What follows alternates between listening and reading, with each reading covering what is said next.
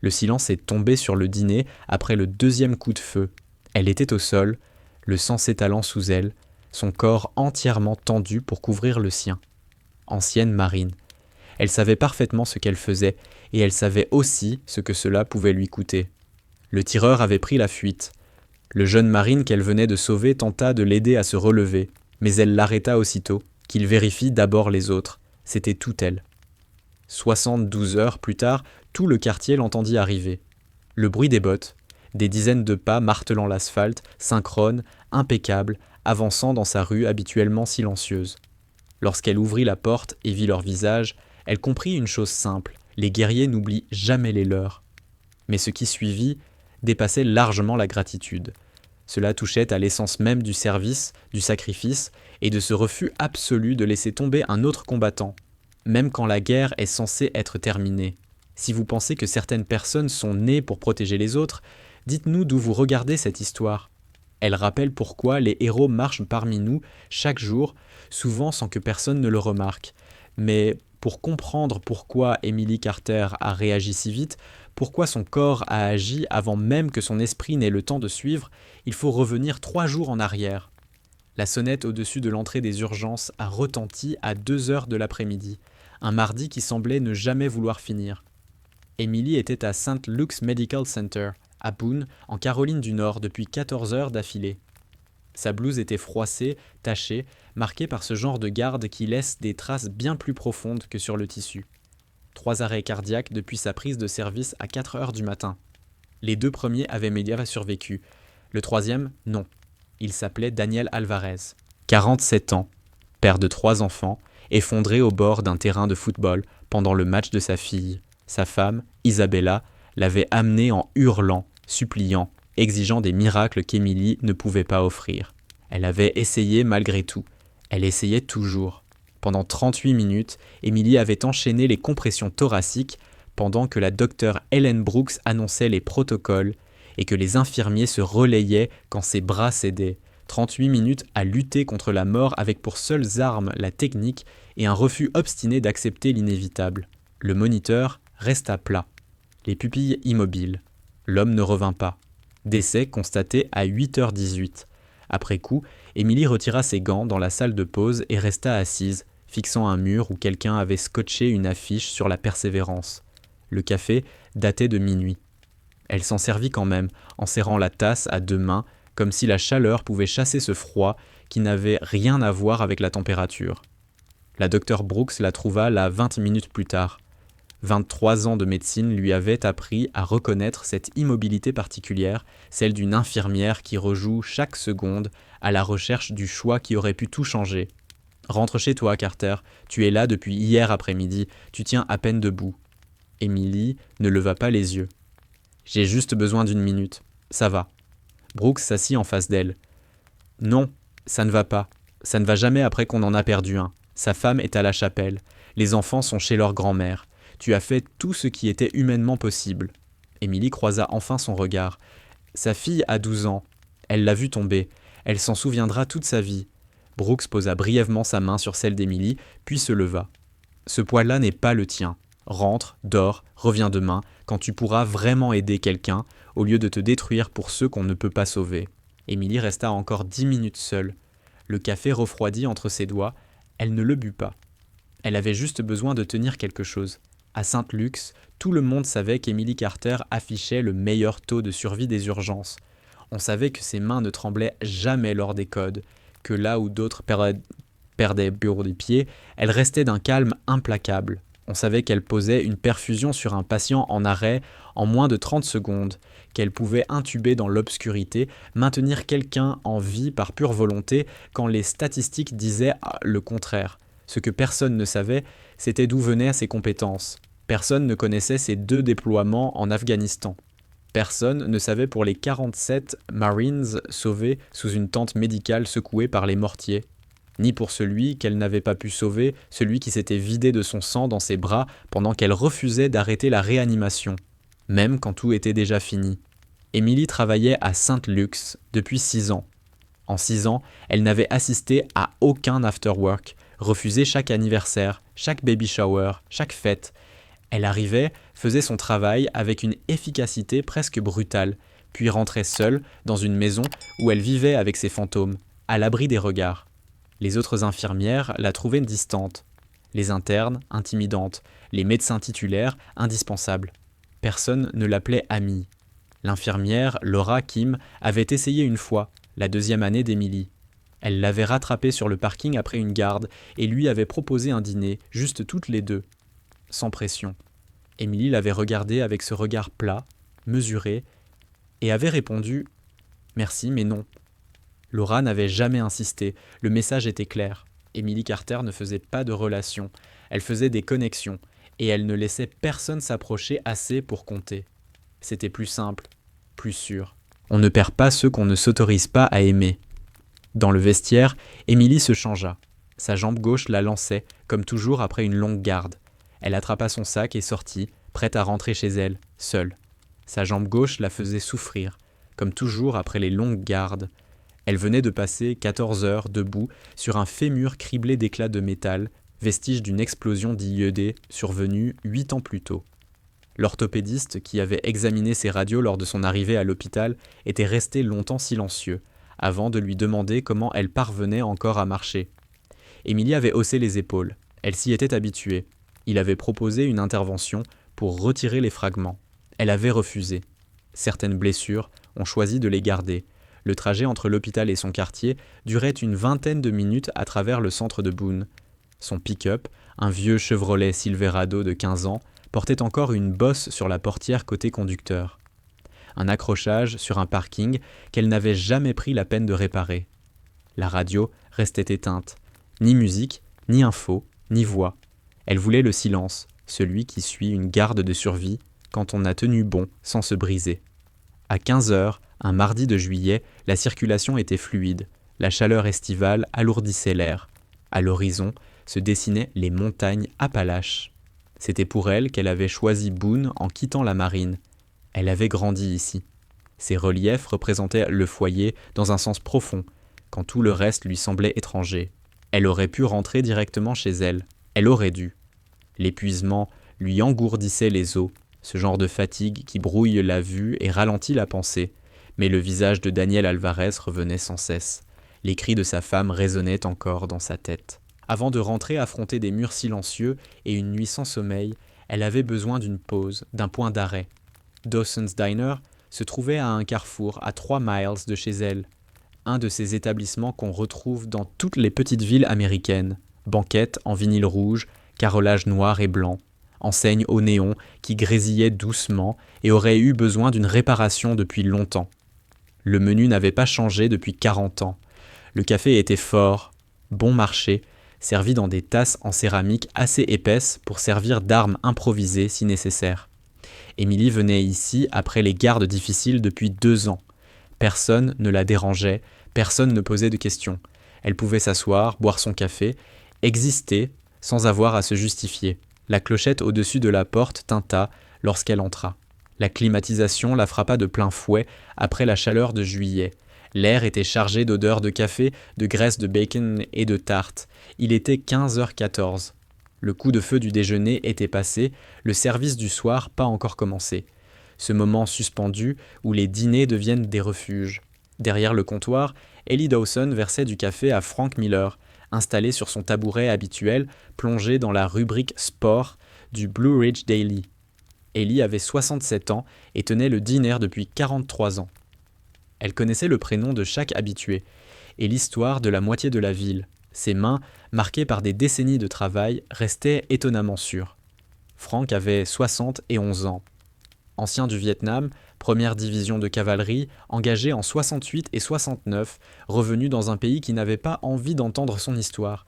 Tous les jours, à 15 heures, il venait ici, buvait son café, lisait le journal, ne dérangeait personne. Lui et Emily n'avaient jamais échangé plus que des politesses.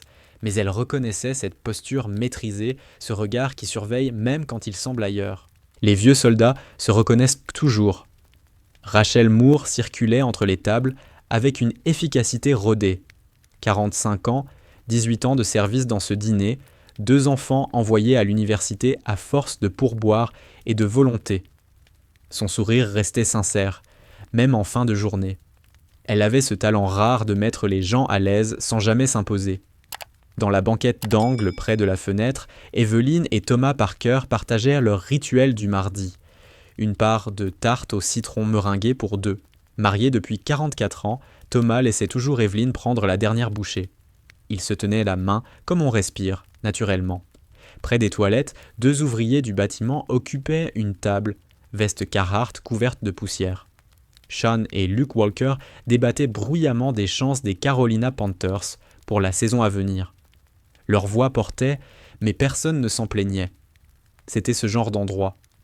Emily glissa dans sa banquette habituelle, au fond. Pas celle du coin, réservée à Frank, pas celle près de la fenêtre, trop exposée, celle qui offrait une vue dégagée sur l'entrée, la cuisine et les 2 sorties. Des réflexes d'une autre vie, jamais complètement effacés. Ellie arriva avec la cafetière et une tasse, sans qu'Emily n'ait besoin de commander. Elle la posa, la remplit, la vapeur montant lentement.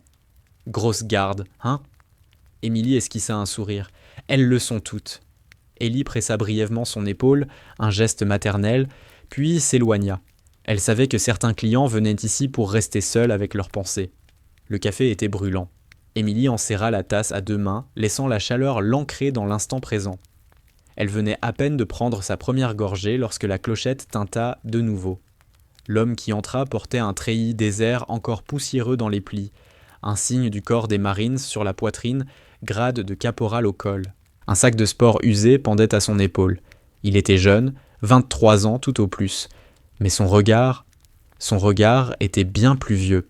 La major Angela Ramirez se tenait à l'entrée de la tente, observant Emily travailler, tandis que le sol tremblait sous des explosions à moins de 200 mètres. Cela faisait 6 mois qu'elle était son officier commandant, et elle l'avait vu à l'œuvre des dizaines de fois. L'effet ne s'émoussait jamais. « Carter, vous avez de la glace dans les veines, la meilleure infirmière de combat que j'ai jamais vue. » Emily ne leva pas les yeux. Toute son attention était concentrée sur la pression exacte à maintenir, sur cet angle précis qui gardait le sang de Ryan Mitchell à l'intérieur de son corps au lieu de le laisser se répandre sur le sable. Sa voix était calme, presque posée, comme si elle parlait de choses ordinaires. « Reste avec moi, Mitchell. L'évacuation arrive dans 2 minutes. Pense aux cookies que Claire t'envoie.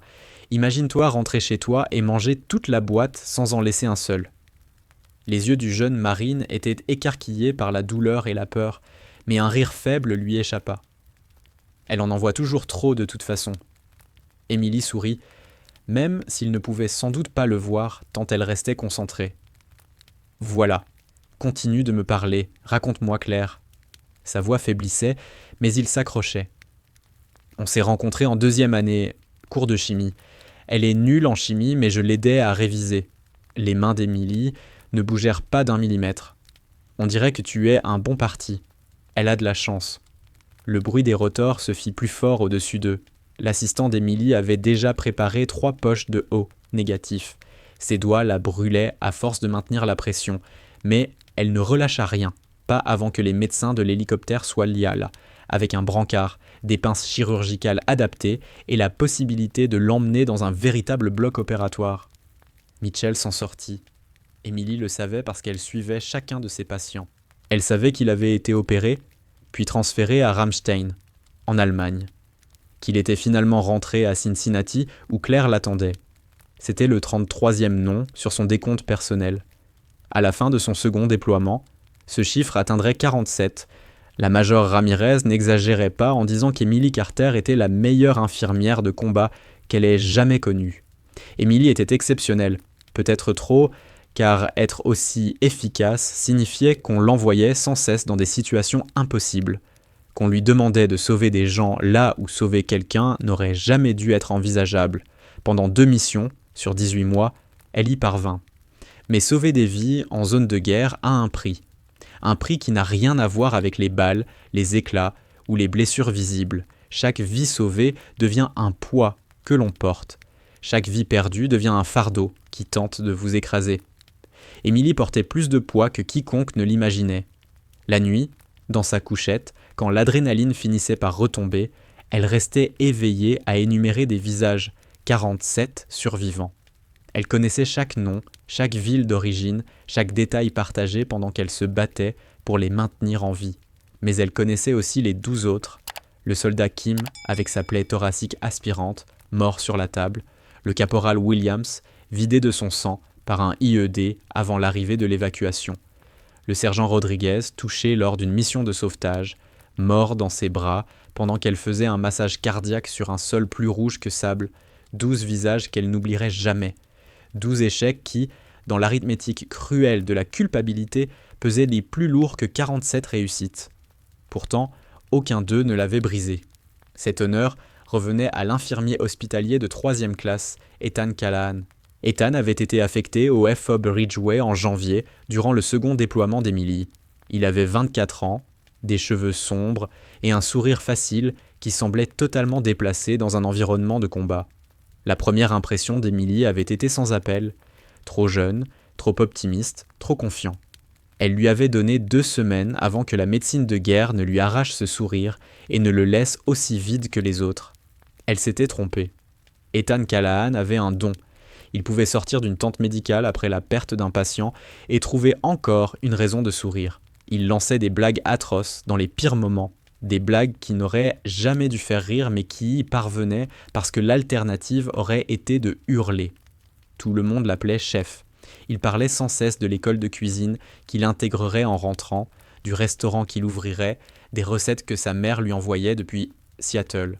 Il collectionnait celles des colis, les notait dans un carnet cabossé qu'il gardait toujours sur lui, persuadait le sergent de la cantine de le laisser expérimenter avec des épices quand les ravitaillements arrivaient.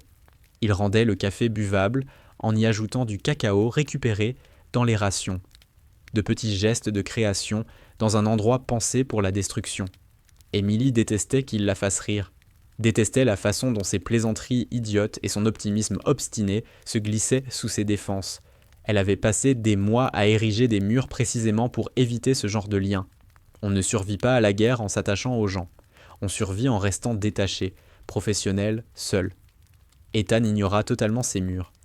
3 semaines après son arrivée, ils se retrouvèrent ensemble de garde de nuit. Des attaques de roquettes empêchaient tout le monde de dormir. Le ciel s'illuminait de traînées lumineuses. Aucun d'eux ne trouva le sommeil. Alors ils s'assirent dehors, près de la tente médicale, à boire le café amélioré d'Ethan et à regarder les explosions au loin comme le pire feu d'artifice imaginable. « Alors, Carter, qu'est-ce que tu feras après tout ça ?» Emily fixa sa tasse. Infirmière. Probablement dans un hôpital civil, quelque part de calme. Tu gâcherais ton talent dans des urgences classiques. Tu es trop doué pour ça. Ici, tu maintiens des gens en vie là où ils ne devraient même pas mourir. Justement, je veux sauver des gens là où mourir n'est pas censé arriver. C'est tout le principe de la paix. Ethan se tut un instant. D'accord.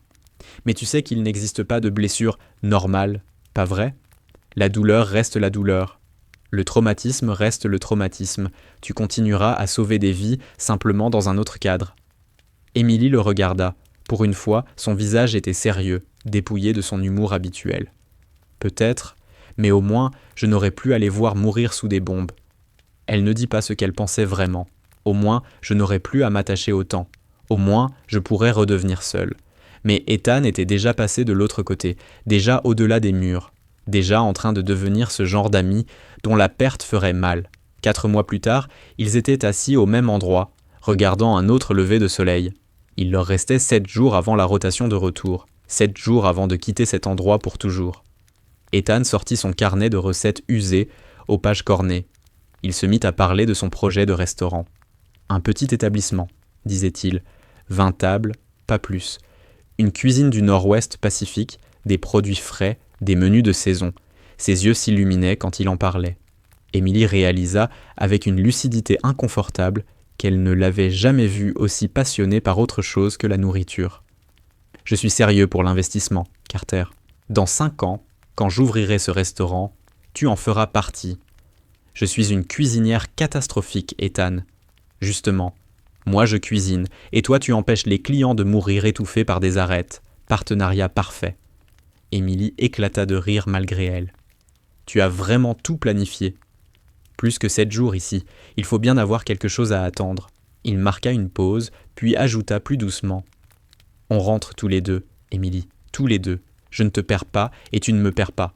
C'est le marché. Elle voulut lui dire de ne pas parler comme ça, lui expliquer que faire des promesses dans une zone de guerre, c'était provoquer l'univers. Mais il avait l'air si sûr de lui, si convaincu que la volonté suffisait à vaincre les probabilités, les explosions, la violence absurde qui emportait les bonnes personnes sans raison. Alors, elle se contenta de hocher la tête. D'accord. Ils se serrèrent la main comme si c'était un contrat, comme si y croire pouvait le rendre réel. 6 jours plus tard, Ethan Callahan était mort. La mission devait être routinière. Escorte d'un convoi de ravitaillement entre le F-Hub Ridgeway et un petit avant-poste situé 15 km plus au nord. Menace faible, itinéraire dégagé, procédure standard. Emily se trouvait dans le véhicule 3. Ethan était en tête dans le véhicule 1, celui qui rencontre toujours le danger en premier. L'IED était enterré à un carrefour que le convoi avait traversé des dizaines de fois le mois précédent. Placement professionnel, camouflage parfait, détonateur à plaque de pression. Il explosa directement sous le véhicule d'Ethan à 13h47. Emily regardait par la vitre arrière quand le monde se déchira. D'abord la lumière, un blanc absolu qui effaça tout. Puis le son, retardé, mais quand il arriva, ce fut le tonnerre, un séisme, la fin du monde condensée en un instant. L'onde de choc secoua le véhicule 3 assez violemment pour fissurer le pare-brise, puis la fumée, la poussière. Et ce qui restait du véhicule, plus vraiment un véhicule, juste du métal tordu, en feu, des morceaux de ce qui avait été entier. Emily était déjà dehors avant même que son véhicule ne s'arrête complètement. Elle entendit la major Angela Ramirez lui hurler d'attendre, de vérifier la présence d'engins secondaires. Le protocole exigeait de sécuriser la zone. Elle s'en fichait. Ethan était là-dedans. Rien d'autre n'existait. La chaleur était écrasante. Le métal lui brûla les mains quand elle agrippa le cadre déformé. La fumée lui déchira les poumons. Elle se glissa dans l'épave, encore instable, encore brûlante. Son sac médical s'accrocha, se déchira. Elle l'abandonna et continua. Elle le trouva coincé sous le tableau de bord, les 2 jambes broyées sous la masse de métal et la colonne de direction, du sang partout, s'accumulant sous lui, imbibant son uniforme à une vitesse irréelle, une odeur de cuivre, de caoutchouc brûlé. Et autre chose, l'entraînement d'Emily prit le dessus. Ses mains bougeaient seules tandis que son esprit hurlait. Évaluation. Hémorragie catastrophique aux 2 artères fémorales. Saignement interne. Côte brisée visible sous l'uniforme déchiré. Plaie thoracique aspirante à gauche. Choc en cours. Peau pâle, moite. Pronostic incompatible avec la vie. Mais Emily avait sauvé 47 personnes. Elle pouvait en sauver une de plus. Garrot à la jambe droite, serré au-delà du raisonnable jusqu'à ce que le flux ralentisse. Garrot à gauche, mauvais angle. Le métal bloquait.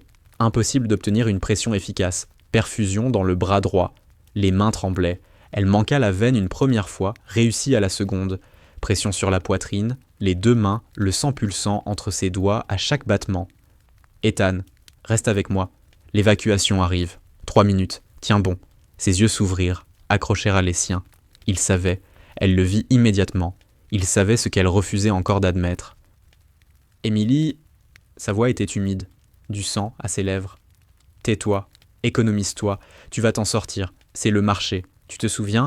On rentre tous les 2. Dis à ma mère... Il toussa. Plus de sang. Dis-lui que je n'avais pas peur. Tu lui diras toi-même. La voix d'Emily était dure, autoritaire, celle qu'elle utilisait quand il fallait que des marines obéissent sans réfléchir. C'est un ordre, chef, reste avec moi. Il tenta de sourire. Ce ne fut qu'une grimace. Dis-lui que j'ai pensé à elle. Dis-lui que je n'avais pas peur. Emily continua les compressions, même si elle sentait les côtes céder sous ses mains. Elle maintenait la pression sur des blessures trop vastes pour être refermées.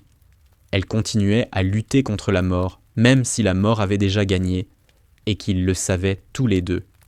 L'hélicoptère d'évacuation se posa 45 secondes plus tard. Les rotors soulevers poussière et débris. Les médecins de bord accoururent, équipés, expérimentés, avec tout ce qu'Emily n'avait pas. Ethan mourut pendant qu'elle pratiquait encore la réanimation, pendant qu'elle refusait d'arrêter, pendant qu'elle répétait à travers les larmes, la poussière et le déni qu'il allait s'en sortir. Carter, il est parti. La main du médecin de l'hélicoptère se posa sur son épaule, douce mais ferme. Vous devez lâcher. Emily continua. Compression, ventilation, compression. Encore une fois, juste encore une. Infirmière Carter. La voix de la major Angela Ramirez trancha l'air avec une autorité absolue. Cessez immédiatement, c'est un ordre. Les mains d'Emily s'arrêtèrent, restèrent suspendues un instant au-dessus de la poitrine d'Ethan, puis retombèrent le long de son corps. Elle fixa son visage, ses yeux déjà ternes, qui ne brilleraient plus jamais en parlant de restaurant. Le sang refroidissait, parce que les cœurs ne battent que chez les vivants. Les autres infirmiers s'approchèrent pour traiter les restes. C'était le mot qu'ils utilisaient. Des restes, comme si Ethan n'était déjà plus qu'un assemblage de fragments, plus une personne. Emily s'affaissa dans l'épave. Ses mains tremblaient maintenant. Tout son corps tremblait. Quelqu'un tirait sur son bras pour l'éloigner, pour dégager la zone. Elle ne bougea pas. C'est à ce moment-là qu'elle ressentit la douleur. Sa jambe gauche était en feu. Elle baissa les yeux et vit le sang, son sang, imbiber son pantalon d'uniforme depuis la mi-cuisse. Des éclats d'obus avaient traversé son fémur. Elle saignait depuis tout ce temps, sans même l'avoir senti. « Carter, vous êtes touché. » La voix changea, urgente. « On vous sort de là maintenant. » « Je m'en fiche. » Vous entrez en état de choc, vous bougez ou je vous porte. Elle les laissa faire, les laissa la tirer hors de l'épave, la coucher sur une civière, couper son pantalon, tasser la plaie, poser des perfusions. Elle regardait le ciel pendant qu'il travaillait, bleu, parfaitement bleu. Une magnifique journée pour mourir. Le chirurgien de terrain stabilisa son état et lui expliqua que les éclats étaient trop profondément logés pour être retirés en zone de combat. On pourrait les enlever une fois rentrés au pays. « Laissez-les, dit-elle d'une voix plate, laissez-les. Pourquoi voudriez-vous les garder ? Parce que je le mérite. » Elle passa 3 jours à l'hôpital de campagne avant d'être évacuée médicalement vers Ramstein. La psychologue de la marine vint la voir, posa les questions habituelles. « Comment vous sentez-vous ? Des pensées d'automutilation ? Voulez-vous parler de ce qui s'est passé ?» Émilie fixait le plafond. « J'ai sauvé 47 personnes. Pourquoi lui n'a-t-il pas pu être la 48e ? L'IED était parfaitement placé. Personne n'aurait pu l'empêcher. J'aurais dû être plus rapide. J'aurais dû le sortir plus tôt. J'aurais dû stopper l'hémorragie. Vous avez tout fait.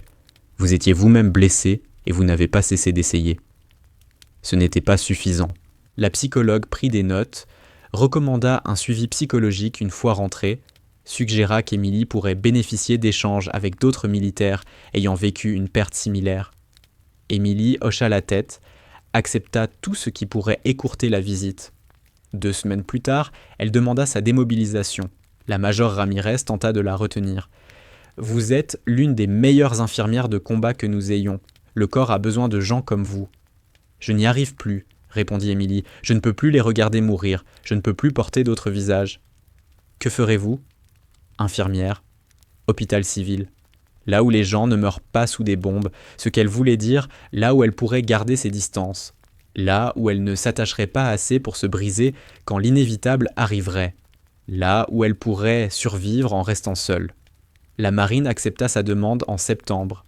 Elle reçut une médaille pour bravoure lors de l'attaque du convoi, une pension d'invalidité pour sa jambe, une poignée de main, un merci pour votre service, puis on la renvoya dans un monde incapable de comprendre ce qu'elle avait vu.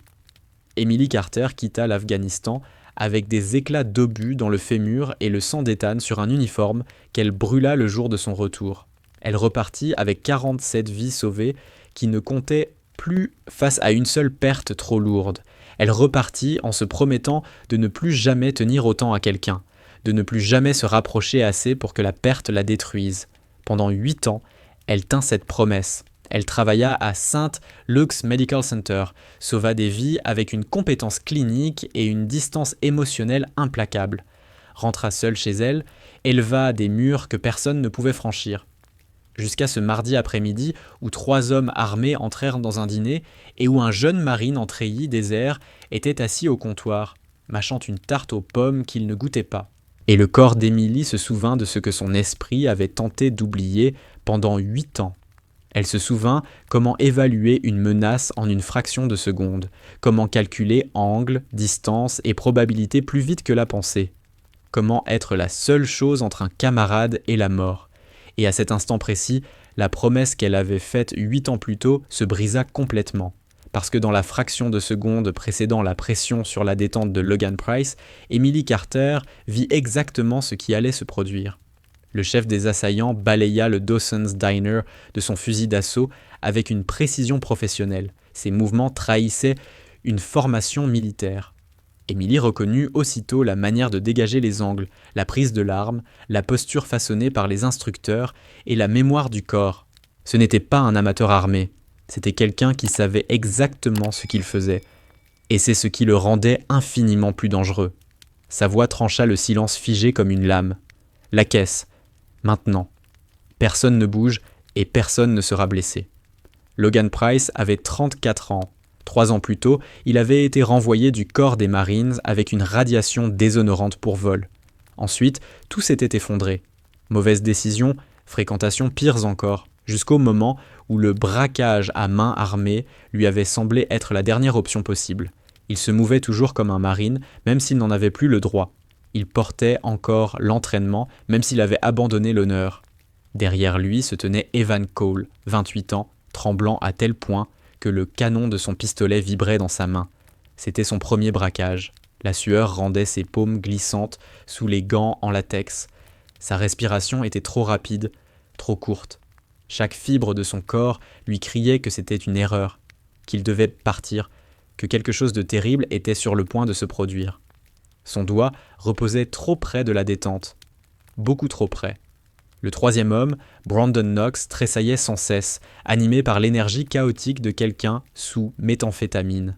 26 ans, un casier judiciaire remontant à l'adolescence, un fusil à pompe entre les mains, mais aucun contrôle dans ses gestes. Il riait, aigu, hystérique en voyant la terreur sur les visages. Pendant exactement 3 secondes, personne ne bougea. Le cerveau humain a du mal à intégrer la violence soudaine. Il cherche désespérément une logique, une explication, un moyen de rendre l'impossible compréhensible. Durant ces 3 secondes, chaque personne dans le dîner était prisonnière de ce processus. Toutes, sauf 2.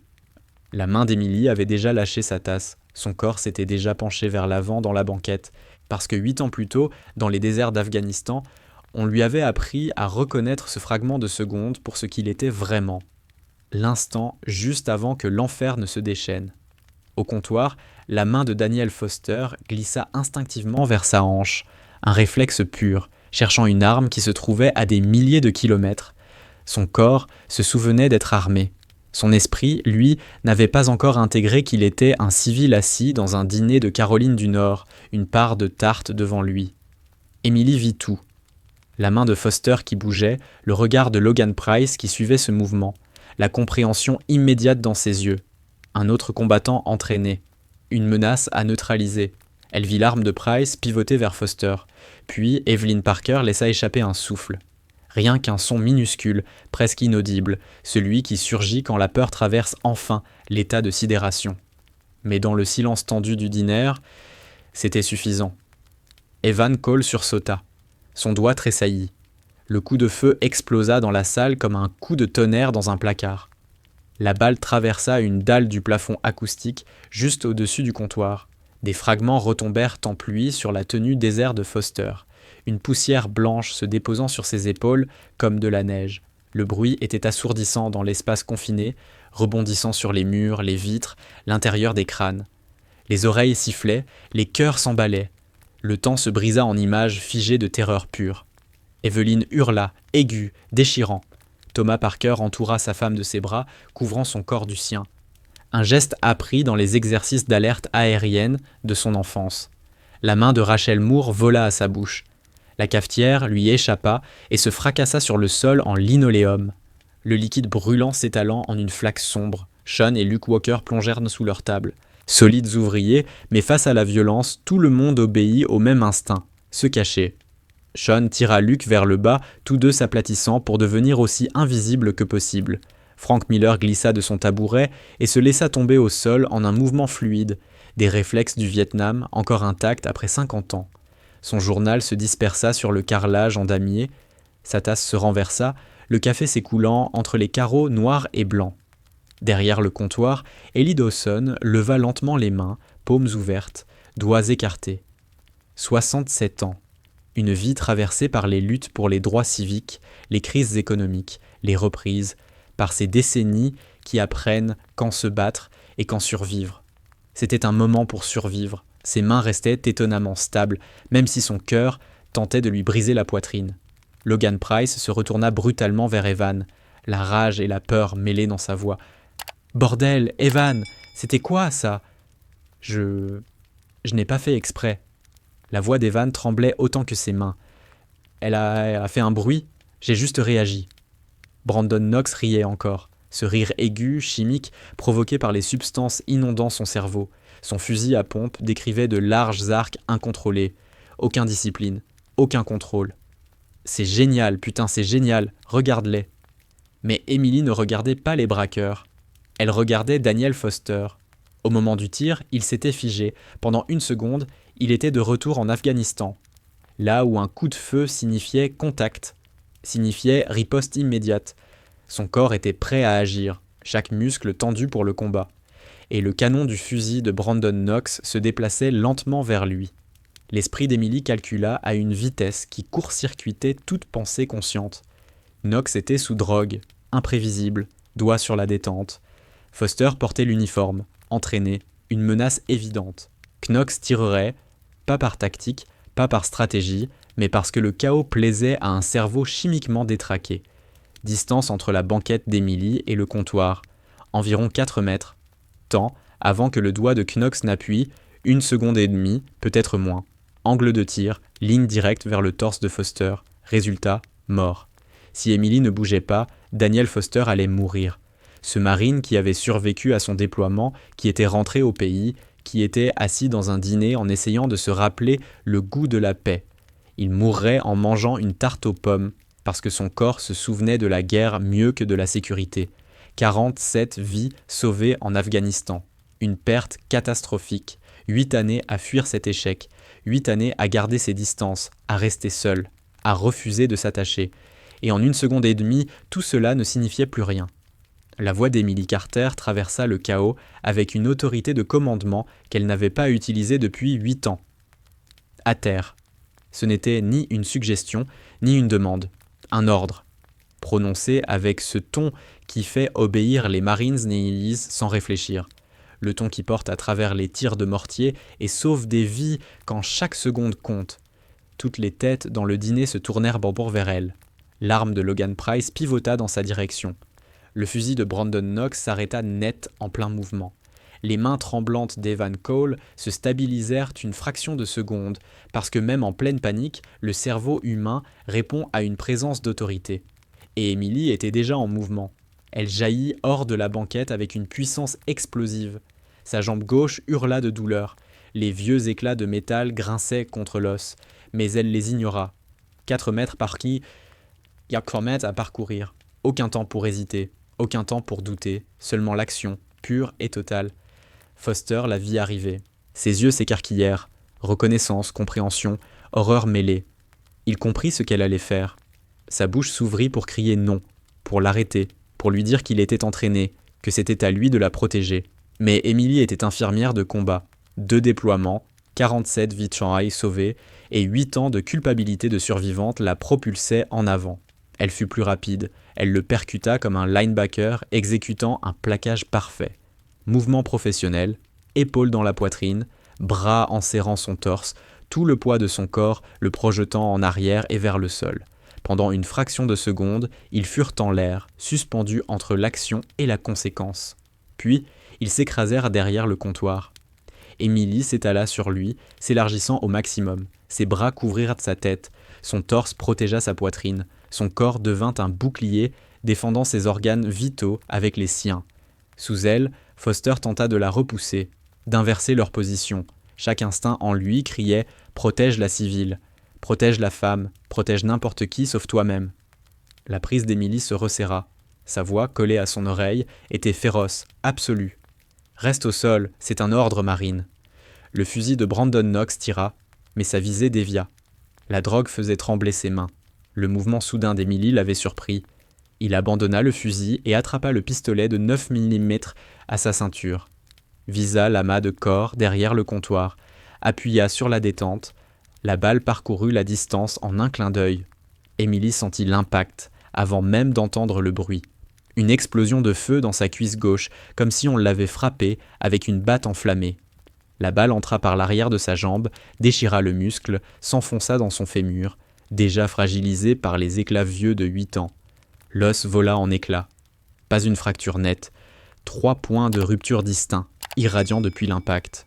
La balle se fragmenta, projetant des éclats secondaires dans la chair. Elle ressortit par l'avant de la cuisse, emportant avec elle des fragments d'os.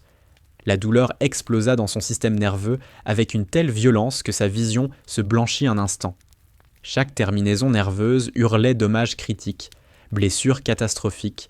Son cerveau fut inondé d'adrénaline, d'endorphine, ce cocktail désespéré qui permet au corps de fonctionner malgré le traumatisme. Elle ne cria pas. Sa mâchoire se crispa à s'en faire grincer les dents. Des larmes montèrent du malgré elle, mais aucun son ne sortit. Faire du bruit aurait été une distraction, une perte de contrôle, un échec à protéger Foster. Elle sentait ses mains sur ses épaules, son corps qui tentait de se retourner pour la placer derrière lui, pour encaisser à sa place. Parce que c'était ce pourquoi il avait été entraîné. « Reste au sol », murmura-t-elle entre ses dents serrées. Sa voix restait calme malgré la douleur qui tentait de la déchirer. « Ne bouge pas, c'est un ordre. » Le sang s'étendit sous eux sur le carrelage blanc, chaud, trop rapide. Le sang d'Émilie jaillissait de la plaie d'entrée et de sortie à chaque battement de cœur. Le sol était froid, le sang brûlant. Le contraste était étrange, irréel, comme si cela arrivait à quelqu'un d'autre. La voix de Foster se brisa. « Vous êtes touché ? Laissez-moi vous aider. Vérifie les autres d'abord. Vous perdez trop de sang. Alors arrête de discuter et reste immobile. » Sa prise ne se relâcha jamais. Elle resta étendue sur lui, couvrant au maximum. Si Knox tirait à nouveau, il devrait passer à travers elle d'abord. C'était acceptable, c'était le travail, c'était ce qu'on faisait pour ses frères. « Comment tu t'appelles » demanda-t-elle. Le faire parler, c'était le maintenir conscient, le maintenir en vie. Caporal Daniel Foster. Sa voix tremblait. « Ma'am, vous devez me laisser me lever. Vous avez besoin d'aide. »« Eh bien, Daniel, dit-elle. » Et malgré la douleur, sa voix conservait ce calme assuré qui avait déjà sauvé 47 vies. « Tu vas t'en sortir, je suis là. » La voix de Logan Price fendit le chaos. « On s'en va. La police arrive. Bougez, bougez. » Au loin, les sirènes se rapprochaient. Quelqu'un avait déclenché l'alarme silencieuse. Peut-être Ellie, peut-être Rachel. Peu importait. L'aide arrivait, mais pas encore. Brandon Knox riait toujours porté par cette euphorie chimique qui le rendait à la fois invincible et fou. « Je l'ai touché. T'as vu ça ? Je l'ai touché. »« Et tu vas te faire arrêter pour meurtre, » cracha Price. « À la voiture, maintenant. » Pendant que toute l'attention était rivée sur Emily et Foster, Frank Miller bougea. Tandis que les hommes armés regardaient la femme qui se vidait de son sang sur le sol, Frank attrapa sa tasse de café en céramique, là où elle s'était renversée. Lourde, solide, parfaitement équilibrée. Il la lança de toutes ses forces. La tasse heurta Evan Cole en plein visage. Le masque absorba une partie du choc, mais l'impact suffit. Evan pivota et tira au hasard. La balle transperça le jukebox. La voix de Patsy Cline se coupa en plein mot, remplacée par le fracas du verre et les étincelles de l'électronique mourante. Ces secondes gagnées suffirent à Rachel Moore. Elle était restée figée près de la porte de la cuisine, incapable de bouger, incapable de penser. Mais la voix d'Emily, cette voix de commandement, avait brisé la paralysie. Rachel se jeta sur le bouton d'alarme sous le comptoir et appuya si fort que son pouce en souffrit. Puis, elle attrapa toutes les serviettes qu'elle put et tomba à genoux près d'Emily. « Tiens bon, ma chérie, les secours arrivent. » La voix d'Emily devenait lointaine. « Vérifie les autres. Assure-toi que personne n'est touché. Vous avez été blessés. Les autres d'abord. Toujours le triage, toujours sauver ceux qu'on peut sauver. » Ellie Dawson était déjà en mouvement, vers Evelyn et Thomas Parker, puis vers les frères Walker, faisant exactement ce qu'Emily avait demandé, parce que ce ton n'admettait aucune désobéissance, pas même de la part d'une patronne de dîner de 67 ans. Logan Price fit son calcul. Sirène, peut-être 90 secondes. Une femme blessée, des témoins, pas d'argent. Le rapport risque-bénéfice venait de s'effondrer. Evan, Brandon, c'est fini. On sort. Maintenant. Brandon voulut tirer encore, terminer ce qu'il avait commencé, mais Price l'attrapa par le bras et le traîna physiquement vers la sortie. Evan suivit, encore sonné par le coup de tasse. La clochette au-dessus de la porte tinta quand ils quittèrent le dîner. Un son joyeux, absurde. Le moteur rugit, la Chevrolet Impala noire démarra en trombe, pneus hurlant sur l'asphalte. Puis, il ne resta plus que les sirènes, de plus en plus proches, et la respiration d'Emily, rapide et superficielle. Foster parvint enfin à se dégager de sous elle, et vit l'ampleur des dégâts. Le sang imbibait sa blouse, s'accumulait sur le sol, beaucoup trop de sang. La plaie béante à la cuisse, entrée et sortie, l'os visible à travers la chair déchirée. Son entraînement médical de base reprit le dessus, pression, arrêter l'hémorragie, la maintenir consciente. Rachel était déjà là avec les serviettes. Frank arracha une nappe de la table la plus proche, coton blanc, propre. À trois, ils bourrèrent les plaies, appliquèrent une pression constante, tentant de ralentir l'hémorragie qui vidait Emily de sa vie sur le carrelage en damier. La vision d'Emily se brouillait sur les bords. Les sons devenaient lointains, comme sous l'eau. Un froid insidieux gagnait son corps, malgré la chaleur de juillet. État de choc, nota son esprit clinique.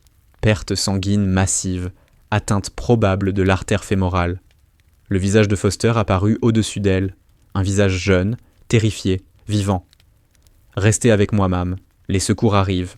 Vous allez vous en sortir. » Emily tenta de sourire. « C'est normalement moi qui dis ça. Comment vous vous appelez ? J'ai besoin de votre nom. »« Emily. Emily Carter. »« Emily, vous allez tenir. L'ambulance est presque là. Dites-moi que ça va. » Les mots avaient du mal à sortir. « J'ai besoin de savoir que toi ça va. » « Ça va. » Foster pleurait maintenant. Il ne pouvait plus se retenir.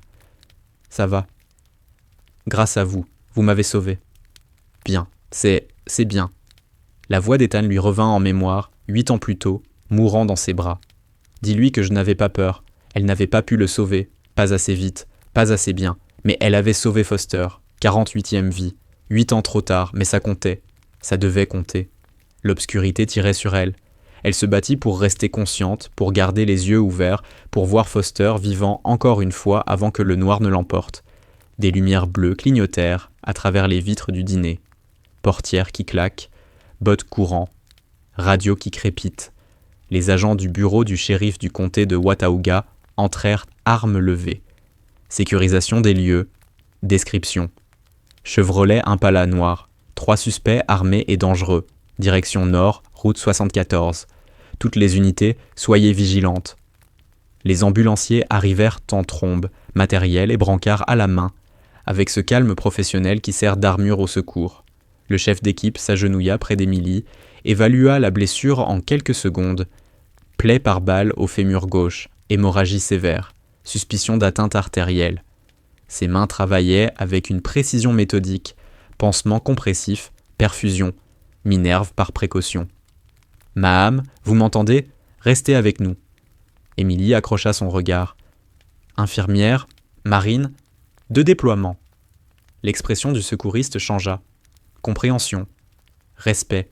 « Alors vous savez que c'est sérieux ? » ?»« Oui, » murmura-t-elle, « je sais. » Foster refusa de la quitter. Il resta près de la civière pendant qu'on la chargeait, son uniforme trempé de son sang. Les ambulanciers tentèrent de le faire reculer, besoin d'espace, mais il monta dans l'ambulance quand même. Personne n'eut le cœur de l'en empêcher. Il lui tint la main pendant tout le trajet jusqu'à St. Luke's Medical Center. Elle observait le travail du secouriste. Les écrans, le rythme cardiaque, la tension, la saturation en oxygène, tous ces chiffres qui racontaient l'histoire d'un corps luttant pour survivre à un traumatisme catastrophique. Emily allait et venait entre conscience et obscurité. Elle percevait les mouvements, les sirènes, la voix de Daniel Foster penché au-dessus d'elle, lui disant de tenir bon, lui jurant qu'elle allait s'en sortir, répétant qu'il lui devait tout. Elle l'entendit sortir son téléphone, composer un numéro, employer ce ton formel, chargé de respect, celui qu'on réserve à un supérieur. « Major Rebecca Collins, ici le caporal Foster, je dois faire un rapport. » Une pause. Une infirmière, ancienne marine, a pris une balle pour moi. Elle s'est jetée sur moi pendant un braquage dans un diner. Plaie par balle au fémur, état critique. Elle est dans l'ambulance. Nouvelle pause. La voix de Foster se raffermit, devient plus officielle. « Oui, Maham. Infirmière hospitalière de 2e classe. 2 déploiements en Afghanistan. Elle n'a pas hésité. Maham, elle a bougé sans réfléchir. Elle m'a sauvé la vie. Un silence encore, puis il donna l'information qui allait tout changer. St. Luke's Medical Center, Boone, Caroline du Nord. Oui, ma'am, je reste avec elle. Il raccrocha, serra la main d'Emily. Elle voulut lui dire de ne pas en faire toute une histoire, de ne prévenir personne, de ne pas laisser ce récit se propager, de la laisser guérir en silence comme elle avait vécu ces 8 dernières années, mais les mots ne venaient pas. La perte de sang était trop importante, l'obscurité trop lourde. Elle se laissa glisser, parce que Foster était en vie, et ça suffisait, ça devait suffire. Derrière eux, le bureau du shérif du comté de Watauga coordonnait déjà avec la police de l'État. La Chevrolet Impala noire avait été repérée sur la route 74. Une poursuite était engagée. Logan Price, Evan Cole et Brandon Knox seraient arrêtés dans les 8 heures. Mais tout cela viendrait plus tard. Pour l'instant, Emily Carter fonçait vers le bloc opératoire, vers 6 heures sur une table de chirurgie, vers un choix entre vivre et mourir. Et elle était trop fatiguée pour savoir lequel elle désirait vraiment. Dans son dernier instant de conscience, elle pensa à Ethan, à la lettre qu'il n'avait jamais écrite, à la promesse implicite qu'il lui avait laissée, rester celle qui court vers le danger. Elle avait couru aujourd'hui, couru droit dans une balle, couru pour sauver un marine qu'elle ne connaissait pas, couru vers le danger une fois de plus. Malgré 8 années à fuir, Ethan aurait approuvé. Puis l'obscurité la prit entièrement. Et la véritable histoire commença. Les lumières du bloc étaient aveuglantes. La docteure Ellen Brooks se tenait au lavabo de stérilisation, observant à travers la vitre tandis qu'on amenait Emily au bloc opératoire. Elles avaient travaillé ensemble. 6 années à voir Emily sauver des patients avec une précision glaciale. 6 années à la voir arriver avant tout le monde, repartir après tous les autres, ne jamais se plaindre, ne jamais s'attacher. Brooks n'avait jamais su qu'Emily avait servi dans l'armée. Les radios racontaient l'histoire qu'elle avait manquée, plaies par balles récentes, fémur pulvérisé en 3 points distincts, fragments osseux disséminés dans les tissus musculaires, et sous les dégâts de tir récents, l'ancienne blessure. Des éclats profondément enchâssés, vieux d'au moins 8 ans, visibles à la croissance osseuse autour des fragments. Elle marche là-dessus depuis combien de temps ? Demanda le docteur Andrew Lawson, le chirurgien orthopédiste, en rejoignant Brooks devant la vitre. Il tenait les clichés face à la lumière. 8 ans. Peut-être plus, répondit Brooks doucement. Elle a fait des gardes de 12 heures aux urgences avec une blessure de guerre sans jamais en parler. Lawson secoua lentement la tête. La douleur devait être constante. Elle n'a jamais rien dit. Pas une seule fois. Ils se préparèrent ensemble.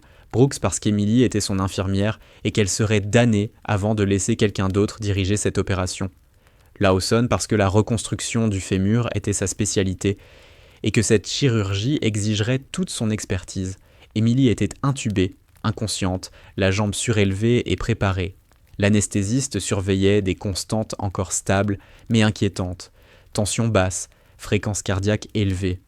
Un corps luttant contre le choc, contre la perte de sang, contre la réalité d'une destruction massive. Brooks fit la première incision. Le sang afflua immédiatement, malgré le garrot.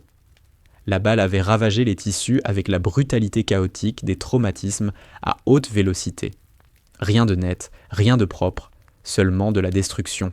« Combien de temps ?» demanda l'anesthésiste. Lawson examina la zone fracturée. 6 heures minimum, peut-être plus. La tension chute. Brooks jeta un œil au moniteur, puis au visage d'Emily, paisible, inconsciente. « Donnez une unité de plus, on ne la perdra pas. » 3 heures plus tard, Emily fit un arrêt. La tension passa de préoccupante à critique. Le rythme cardiaque s'emballa, puis se mit à décrocher. Les alarmes hurlèrent, un son que tout le bloc ressentit dans la poitrine. « Arrêt cardiaque », annonça l'anesthésiste. « Je commence les compressions. » Brooks continua. Ses gestes devinrent plus rapides, plus incisifs. Elle trouva la source de l'hémorragie, pinça les vaisseaux, colmata la fuite qui vidait Emily de sa vie. Lawson posait les implants avec une concentration absolue. Il savait que cette opération déciderait de tout, marcher ou non, autonomie ou fauteuil roulant, vie normale ou handicap permanent, 8 broches en titane, 2 plaques d'acier, une greffe osseuse prélevée sur la hanche pour combler les zones pulvérisées. La tension se stabilise, annonça l'anesthésiste. 2 minutes passèrent. Elles semblèrent durer 20 ans. Elle revient. La docteure Brooks s'accorda une seule respiration de soulagement, puis se remit au travail. 4 heures de plus, 4 heures de reconstruction minutieuse, 4 heures à réparer une jambe brisée pour avoir protégé quelqu'un d'autre.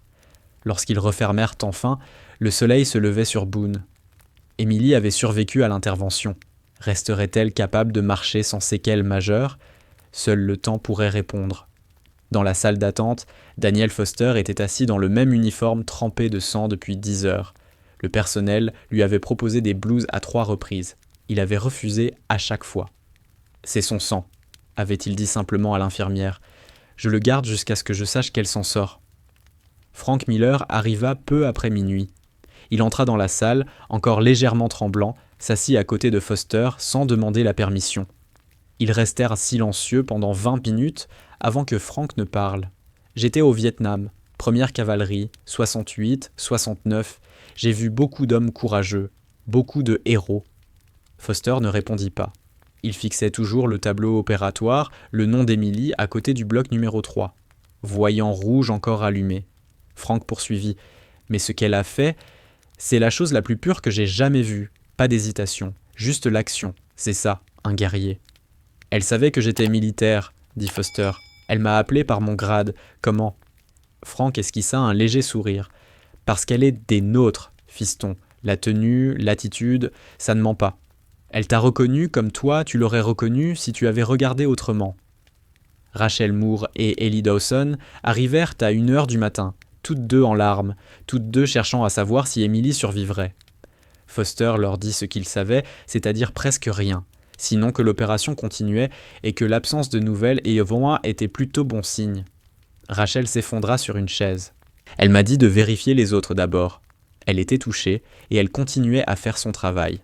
Ellie essuya ses yeux avec une serviette brodée au logo du dîner. C'est Emily, toujours à prendre soin de tout le monde sauf d'elle-même. 6 ans qu'elle vient chez moi. Je ne connaissais pas son histoire. Je ne savais pas qu'elle portait un courage pareil. « Vous saviez qu'elle avait été militaire ?» demanda Foster. Ils secouèrent tout la tête. « Elle l'a caché », dit Frank, volontairement. « J'ai déjà vu ça. Des guerriers qui veulent oublier la guerre, se reconstruire comme civils, enterrer le passé jusqu'au moment où il faut s'en souvenir. » « Exactement, » conclut Foster. À 21h30, 16h, après l'entrée d'Emily au bloc, Foster sortit son téléphone. Il réfléchissait à cet appel depuis des heures, se demandait si c'était à lui de le faire, si Emily voudrait cette attention, s'il dépassait les limites. Puis il se souvint de son corps couvrant le sien, de son sang imbibant son uniforme, de sa voix calme, autoritaire, même en train de se vider de son sang. « Reste au sol, c'est un ordre, Marine. » Elle l'avait sauvé sans hésiter. Le minimum, c'était de prévenir les siens. Il appela sa supérieure directe. La major Rebecca Collins répondit à la 2e sonnerie. « Caporal Foster, vous êtes en permission.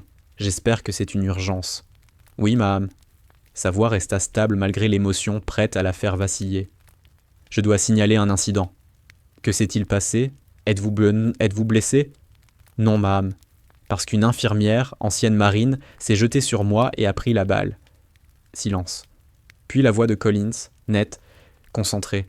« Répétez, caporal. » Foster expliqua. Le diner, le braquage, la femme qui avait bougé plus vite que la pensée, plus vite que la peur, qui l'avait entièrement couvert et encaissé le tir à sa place. « Elle est au bloc, madame. 6 heures déjà. » Fémur pulvérisé.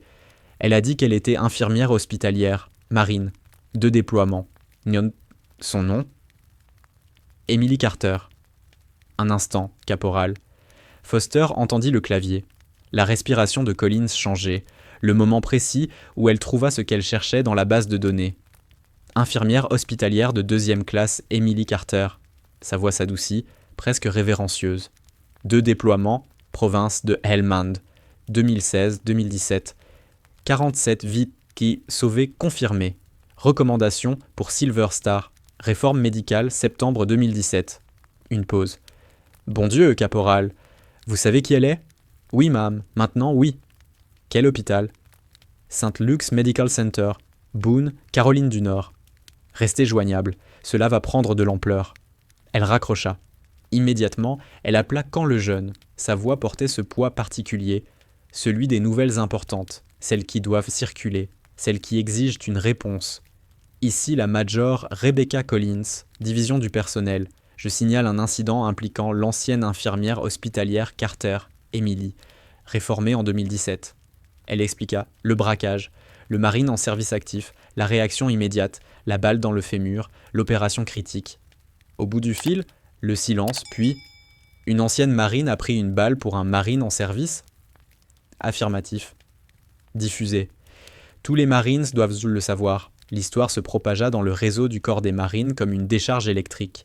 Quand le jeune appela Camp Pendleton, Pendleton appela Quantico, Quantico appela 29 Palms, partout la même réaction, reconnaissance, respect, fierté. L'une des nôtres a sauvé l'un des nôtres. Elle n'a jamais cessé d'être marine. On doit faire quelque chose. En moins de 2 heures, le nom d'Emily Carter apparut sur une douzaine de groupes Facebook du corps. Quelqu'un retrouva une photo d'elle en uniforme sur un vieux blog de déploiement. Quelqu'un d'autre mit la main sur le dossier de service de Foster. L'histoire se reconstitua, morceau par morceau, portée par la mémoire collective et les bases de données partagées. Le premier message fut publié par le sergent Paul Hernandez à 23h00. Statut: ancienne infirmière de la Navy sauve un marine en service actif dans la vie civile. S'est jeté sur lui pendant un braquage à main armée. A pris la balle qui lui était destinée. Actuellement au bloc opératoire. Voilà ce que signifie le service. La publication incluait une photo d'Emily. Visage jeune, regard sérieux, uniforme d'infirmière de la Navy. Le cliché datait de 8 ans, mais l'expression était intemporelle. Celle de quelqu'un qui avait vu des choses, porté des choses, survécu à des choses. 1500 partages en moins d'1 heure. Les forums militaires de Reddit s'en emparèrent ensuite. Titre du fil: ancienne infirmière de combat prend une balle pour un marine qu'elle ne connaissait pas. 10 000 votes positifs en 2 heures. Les commentaires explosaient. Des Marines qui comprenaient exactement ce qu'Emily avait fait. Qui reconnaissaient cet instinct qui ne meurt jamais, même quand on rend l'uniforme. Voilà ce que signifie le service. Elle est plus marine que la moitié des gens avec qui j'ai servi. Comment est-ce qu'on peut l'aider ? GoFundMe maintenant. Michael Torres, vétéran des Marines vivant à Dallas, créa la cagnotte à minuit. Titre: Emily Carter, héroïne des Marines. Objectif: $50 000 pour frais médicaux. La description était détaillée, information issue de l'appel de Foster à la Major Collins, déjà corroborée par les premiers articles de presse. Premier don: $100 de Torres lui-même. 1 heure plus tard, $15 000. 3 heures plus tard, $50 000. Objectif atteint.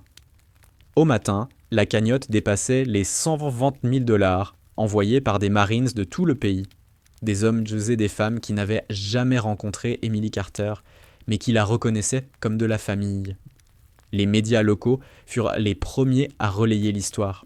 Le Blue Ridge Daily publia un article à 6 heures du matin. Une infirmière héroïque blessée lors d'un braquage dans un diner.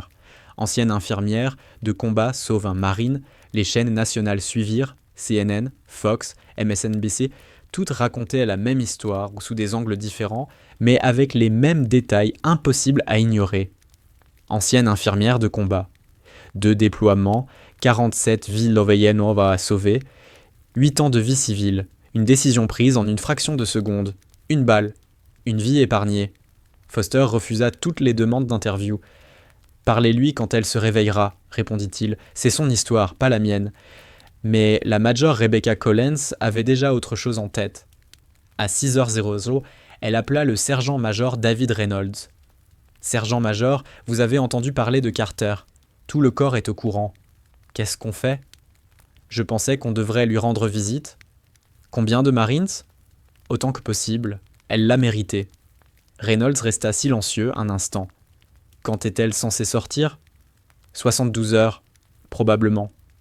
Alors on a 72 heures pour s'organiser. Les Marines n'abandonnent jamais les leurs. Pause. Il est temps de lui rappeler qu'elle est toujours l'une des nôtres.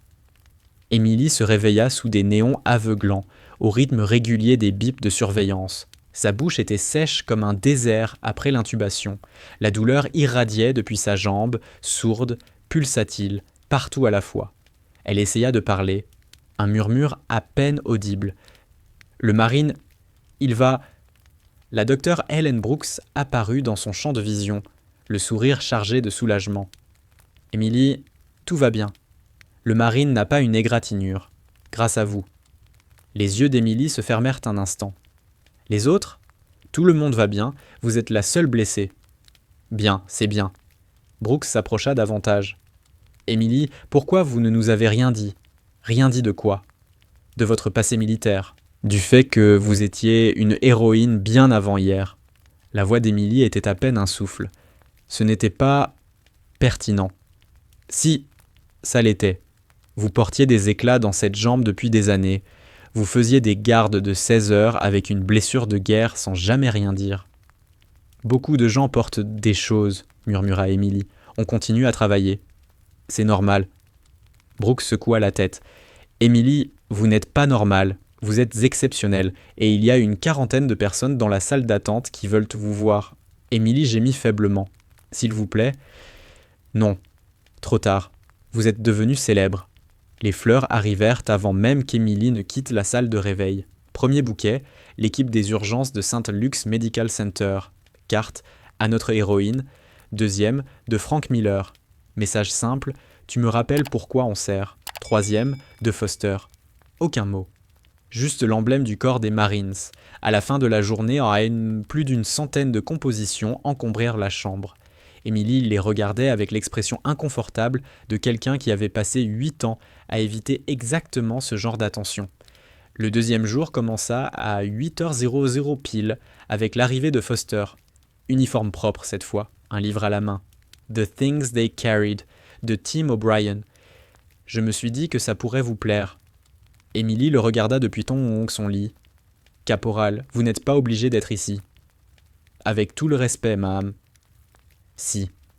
Il s'assit dans le fauteuil, clairement décidé à ne pas bouger.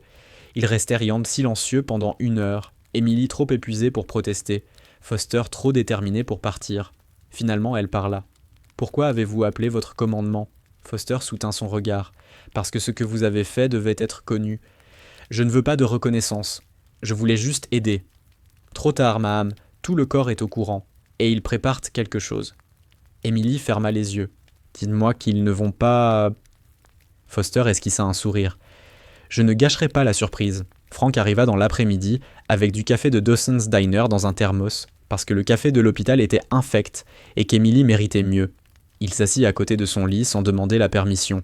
Les vieux soldats n'en ont pas besoin. J'aimerais te dire quelque chose, dit-il après un moment. Je suis rentré du Vietnam en 69. J'ai porté la culpabilité pendant 54 ans. La culpabilité du survivant. Pourquoi moi et pas eux? Émilie comprit, instantanément, le même poids qu'Émilie portait depuis la mort d'Ethan. Je vous ai regardé sur ce sol, continua Frank. Vous couvriez ce garçon, vous refusiez de le laisser se relever alors que vous vous vidiez de votre sang. Et j'ai compris. Enfin compris pourquoi on sert. Pas pour un pays, pas pour des drapeaux, pour eux, pour la personne à côté de nous. Vous me l'avez rappelé, alors merci. Émilie sentit les larmes monter, les ravala avec effort. Vous n'avez pas à me remercier. Si, vous m'avez donné la permission de laisser partir 54 ans de culpabilité, et ça compte. Rachel et Ellie arrivèrent ce soir-là avec de la soupe, la recette d'Ellie, parce que la nourriture de l'hôpital était infecte, et qu'Émilie avait besoin de quelque chose de vrai. Rachel tremblait encore en entrant dans la chambre. « Je revois la scène sans arrêt, » murmura-t-elle. « Larmes, le sang, vous par terre. » La voix d'Émilie était douce. « C'est normal, laissez du temps au temps. »« Et vous, comment vous faites ?»« Mal, » répondit-elle honnêtement. « Mais je continue. » Ellie serra la main d'Émilie.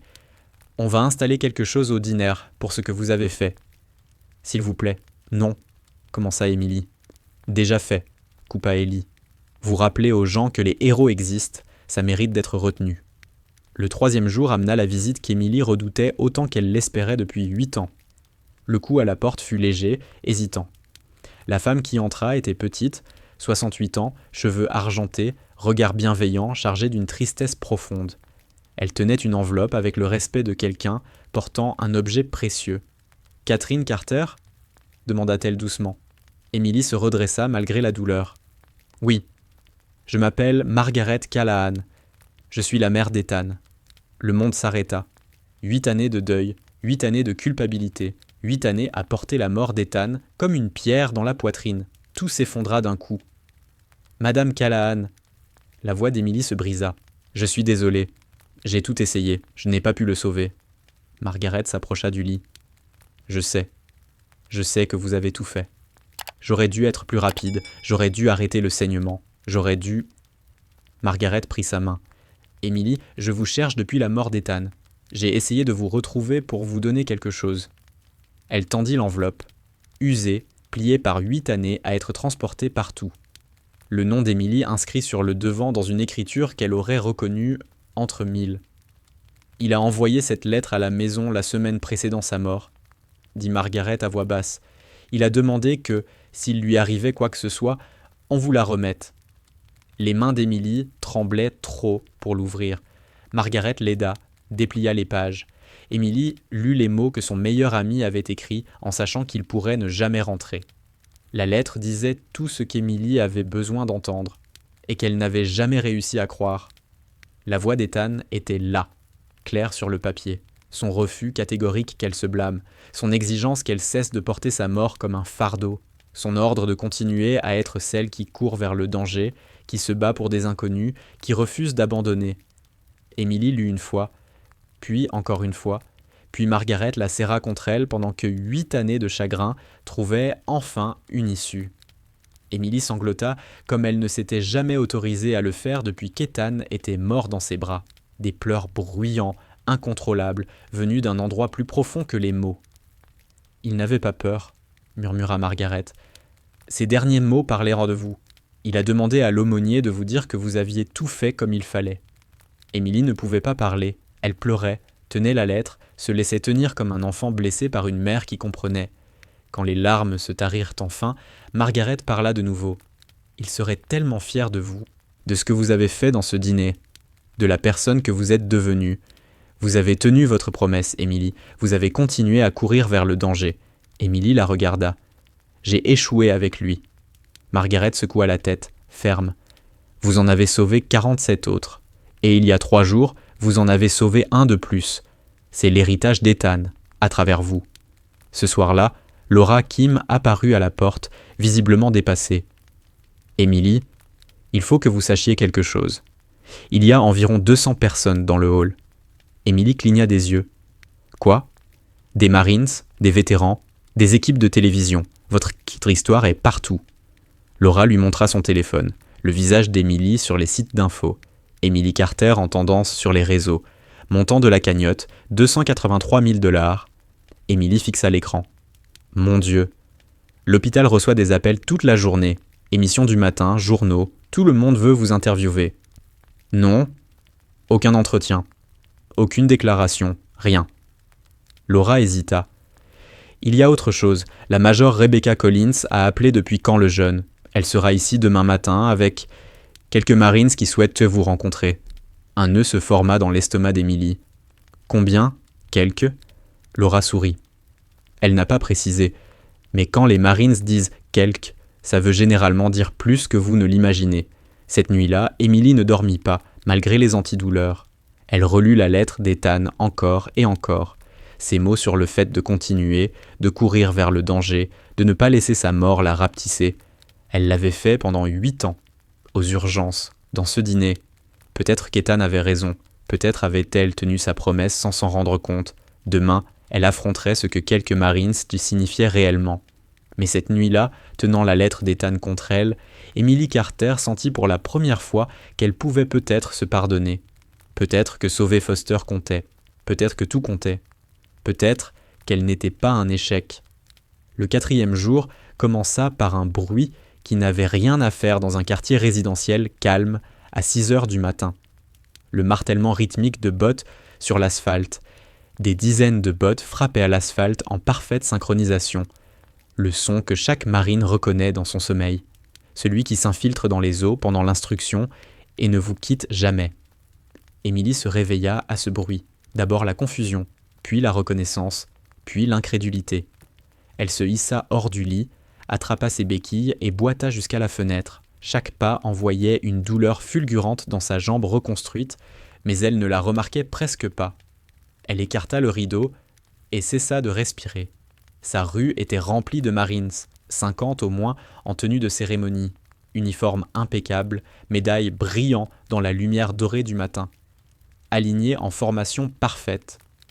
D'autres véhicules arrivaient encore, d'autres Marines en descendaient, rejoignant les rangs sans un mot. Les voisins étaient sur leur porche, figés.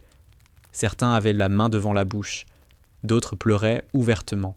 Les mains d'Émilie tremblaient si fort qu'elle faillit lâcher une béquille. Ce n'était pas réel, ça ne pouvait pas l'être. Elle ferma les yeux, les rouvrit, ils étaient toujours là. Elle enfila sa robe de chambre, serra les béquilles et entreprit le trajet douloureux jusqu'à la porte d'entrée. 5 minutes pour traverser une petite maison. Sa main tremblait sur la poignée. Une profonde inspiration. Puis, elle ouvrit. À l'instant précis où les Marines la virent, la femme qui avait pris une balle pour l'un de leurs frères, ils se mirent tous au garde à vous.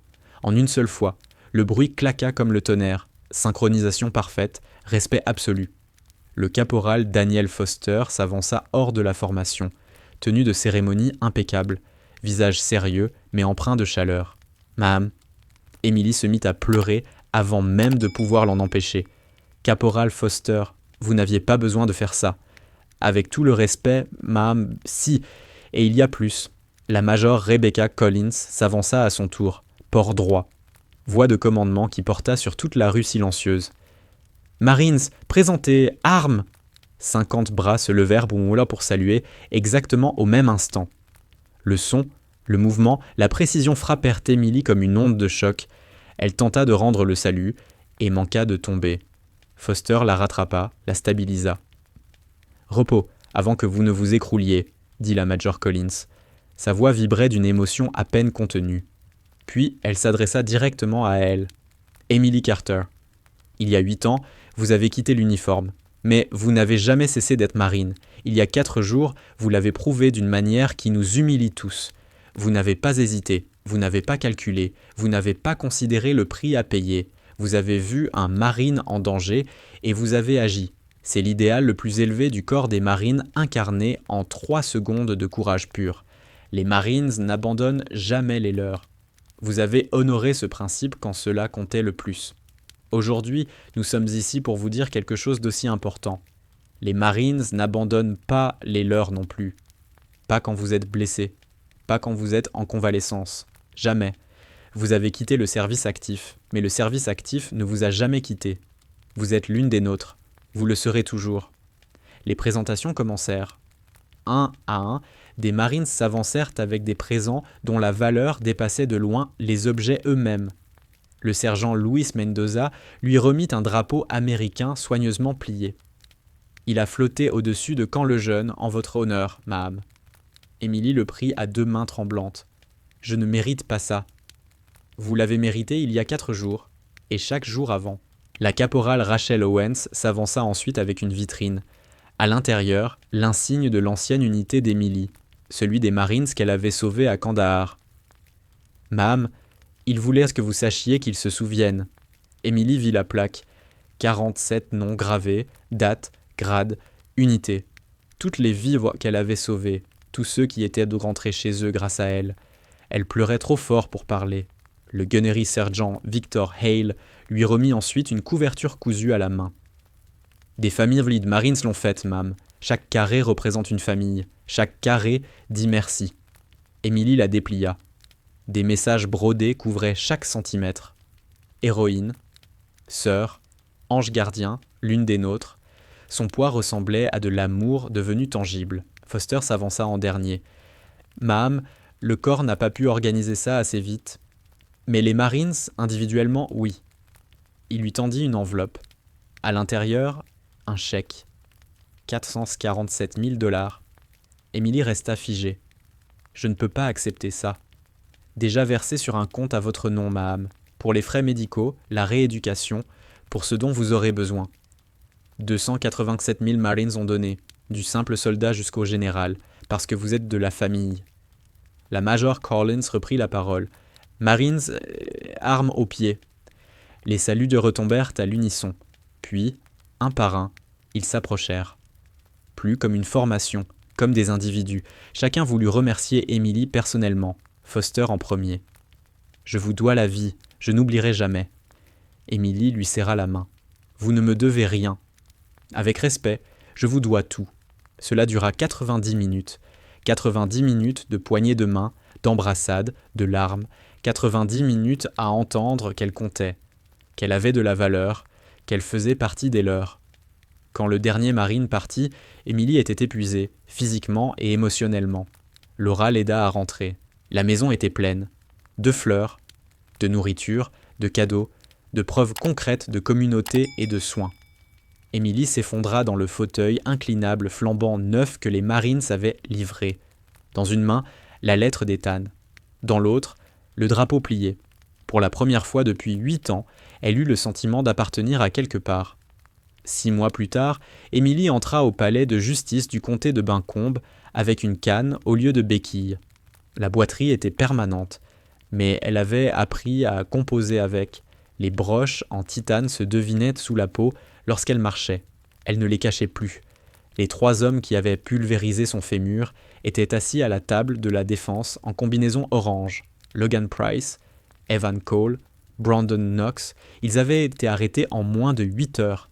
Les caméras de surveillance, les témoignages et une course-poursuite à grande vitesse terminée avec leur voiture enroulée autour d'un poteau téléphonique avaient rendu le dossier limpide. Kate monta à la barre des témoins en tenue de cérémonie. Uniforme bleu, impeccable, médaille alignée sur la poitrine. Elle voulait qu'ils voient exactement qui ils avaient tenté de tuer. Les questions du procureur furent simples, les réponses de Kate, factuelles, dépourvues d'émotion. Elle décrivit le braquage, son évaluation de la situation, sa décision, son mouvement, le tir. Une précision clinique, même lorsqu'elle parla de sa propre blessure.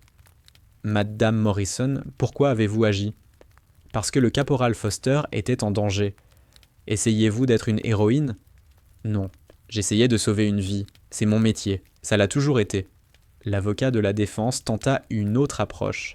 « Vous vous êtes mise en danger inutilement. » La voix de Kate resta calme. « J'ai pris une décision tactique fondée sur mon entraînement et mon expérience. Vous auriez pu vous cacher, laisser la police gérer.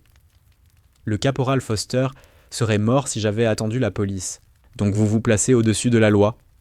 Les yeux de Kate se durcirent. « Je pense que protéger les innocents est la responsabilité de chacun. » La juge Patricia Morales prononça les peines. 25 ans pour Price, 22 ans pour Cole, 20 ans pour Knox. Mais avant que les agents n'emmènent les accusés, Price demanda la parole. La juge se tourna vers Kate. « Madame Morrison, souhaitez-vous entendre cela ?» Kate marqua une pause.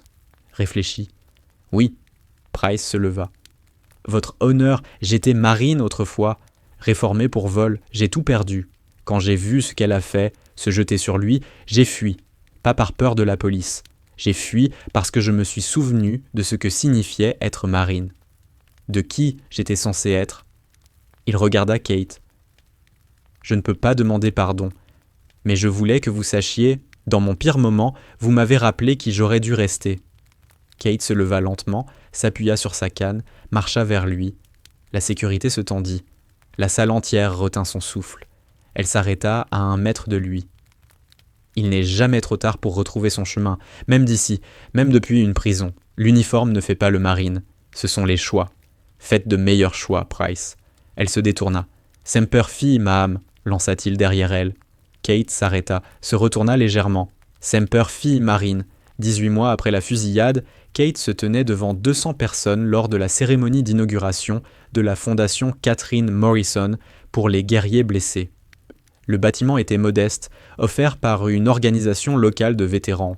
Des drapeaux américains et du corps des Marines encadrèrent l'entrée. Foster avait quitté le service actif pour devenir directeur des opérations. 6 membres du personnel, tous bénévoles au départ. La mission, rédigée par Kate elle-même, était affichée sur le mur. Nous existons pour que jamais un guerrier ne mène ses batailles seul. Frais médicaux, logement, accompagnement, thérapie, formation professionnelle, tout ce qui est nécessaire. Aucun marine laissé derrière signifie aucun marine laissé derrière. Le discours d'ouverture fut difficile pour elle. Elle détestait être au centre de l'attention, mais ceci comptait plus que son inconfort. Je n'ai rien fait d'exceptionnel dans ce dîner, j'ai simplement fait ce que n'importe quelle marine ferait. Ce que n'importe quelle marine doit faire, être présent quand ça compte. Cette fondation, c'est nous tous, présents les uns pour les autres, pour toujours. Les premiers bénéficiaires furent à présenter. La sergente Amanda Reeves, avec ses nouvelles prothèses, le caporal David Kim, dont la thérapie avait été financée, désormais ambulancier, l'adjudante Maria Rodriguez, aide au logement et accompagnement professionnel, plus menacée d'expulsion avec ses 2 enfants. Maria parla en dernier. « Je ne savais pas à qui demander de l'aide, je me noyais. » Kate la serra dans ses bras. « Tu n'as jamais à demander, nous sommes une famille. » Les chiffres de la première année racontèrent l'histoire. 22 millions de dollars récoltés, 124 vétérans aidés, logement pour 47 familles, couverture médicale pour 89 personnes, thérapie pour 156, 34 placements professionnels. 0 frais administratifs. Tout le monde était bénévole. Foster s'épanouissait dans son rôle. « C'est le but de ma vie, dit-il un soir à Kate en examinant des dossiers. Tu ne me dois rien, Marcus. Ce n'est pas une dette, c'est un choix. Tu m'as montré ce que signifie servir une fois l'uniforme retiré. » 2 ans après la fusillade, Kate recommença à enseigner. Pas les soins infirmiers, autre chose. Opération Readiness était un programme civil de réaction face aux tireurs actifs, cours gratuits, séances hebdomadaires, centre communautaire chaque samedi matin. 30 participants lors de la première session. Kate se présentait toujours de la même façon. « Je m'appelle Kate Morrison, ancienne infirmière de combat de la Navy. Il y a 2 ans, j'ai été blessée par balle en protégeant un marine lors d'un braquage. Vous êtes ici parce que vous voulez savoir quoi faire quand la violence survient. C'est intelligent, c'est responsable.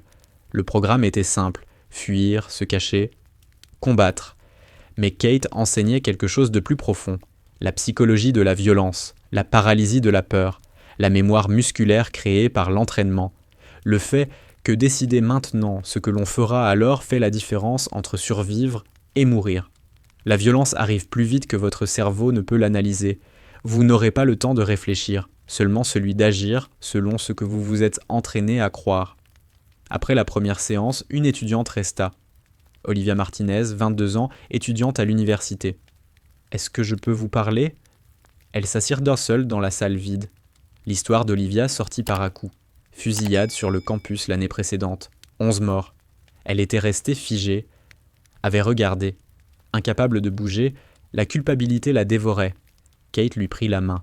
« Alors tu ne te figeras plus. » « Comment pouvez-vous le savoir ? » « Parce que tu choisis autrement aujourd'hui. Se figer est une réaction. Fuir est une réaction.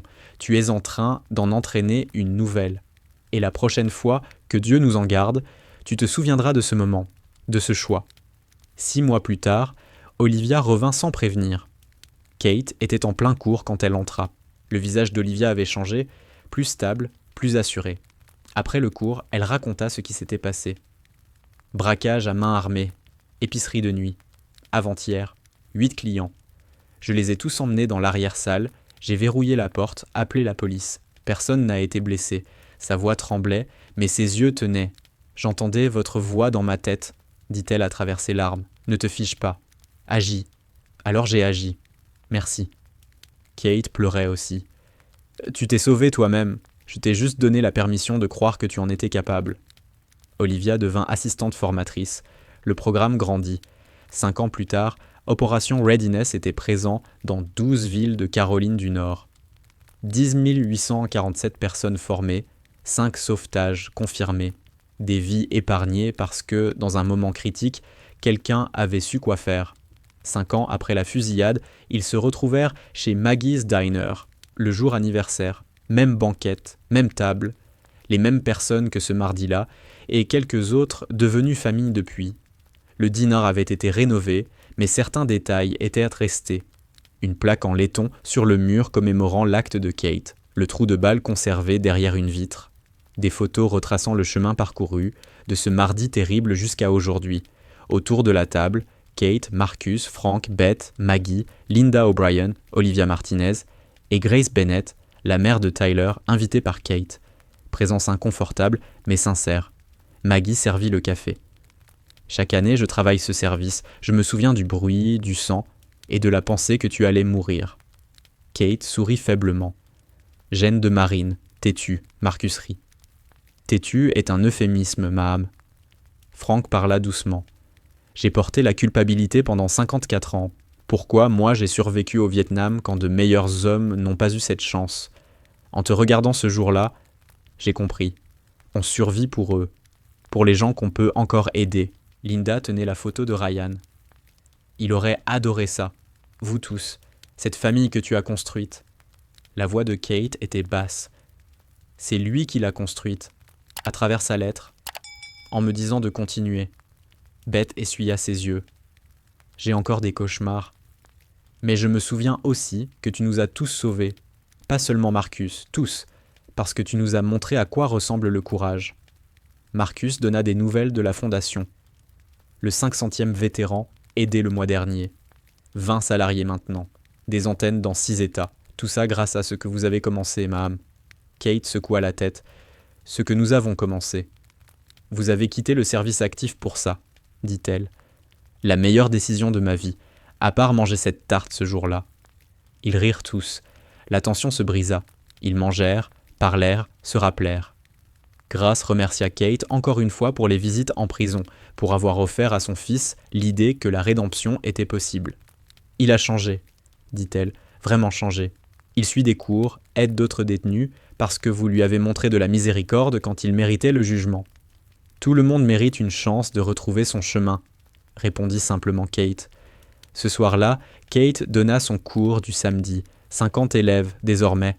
Le programme avait dépassé tout ce qu'elle avait imaginé. Elle commença comme toujours. « Bonjour, je m'appelle Kate Morrison. Il y a 5 ans, j'ai été blessée par balle dans un diner en protégeant un marine que je ne connaissais pas. On me traite de héroïne. Je ne le suis pas. Je suis juste quelqu'un qui a fait un choix dans un moment critique. Vous êtes ici parce que vous voulez savoir quoi faire quand votre moment viendra. Et il viendra. » Les questions fusèrent, comme toujours. Aviez-vous peur? Terrifié. Mais j'avais plus peur encore de devoir vivre avec moi-même si je n'agissais pas. Comment vivre avec les conséquences? La douleur, la blessure, je me souviens pourquoi je les ai reçues. Ces cicatrices prouvent que j'étais exactement là où je devais être. Ce n'est pas du traumatisme, c'est de l'honneur. Et si on se fige, vous ne vous figerez pas, parce que vous décidez maintenant, ici, que, quand votre moment viendra, vous serez présent. Kate s'avança. Sa démarche était boitillante, la canne indispensable, mais sa présence imposait le silence. Chacun de vous fera face à un moment où il faudra choisir entre sécurité et service, entre confort et courage, entre soi-même et quelqu'un d'autre. À cet instant, vous découvrirez qui vous êtes vraiment. Je ne vous demande pas d'être des héros. Je vous demande d'être humain, de vous souvenir que nous sommes tous liés, que la vie de cet inconnu compte autant que la vôtre. Il y a 5 ans, je me suis jeté sur un marine que je ne connaissais pas. J'ai pris une balle qui ne m'était pas destinée. C'était la décision la plus simple de ma vie, parce que je savais que sa vie comptait, qu'il méritait de rentrer chez lui, que quelqu'un, quelque part, l'attendait. Alors, quand votre moment viendra, souvenez-vous de ceci. Vous êtes capable de plus de courage que vous ne le pensez, de plus de sacrifices que vous ne l'imaginez, de plus d'amour que vous n'en avez jamais montré. Il suffit de le choisir. La salle se leva d'un seul mouvement. Ovation debout. Kate resta là, même boiterie, même cicatrice, même esprit de guerrière, jamais éteint, même quand elle croyait l'avoir perdu. « Cours terminé, dit-elle. Allez dehors. Soyez la personne dont quelqu'un aura besoin quand son monde s'effondrera. Soyez celle qui se présente, toujours. » Ce soir-là, Kate était assise sur son porche, regardant les Blue Ridge Mountains s'embraser au coucher du soleil.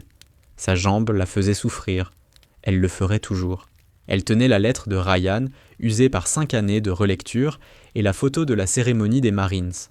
Marcus arriva avec le dîner, thaïlandais, leur tradition hebdomadaire. Ils mangèrent en silence, confortablement. Puis il demanda « Tu regrettes parfois ?»« Regretter quoi ?»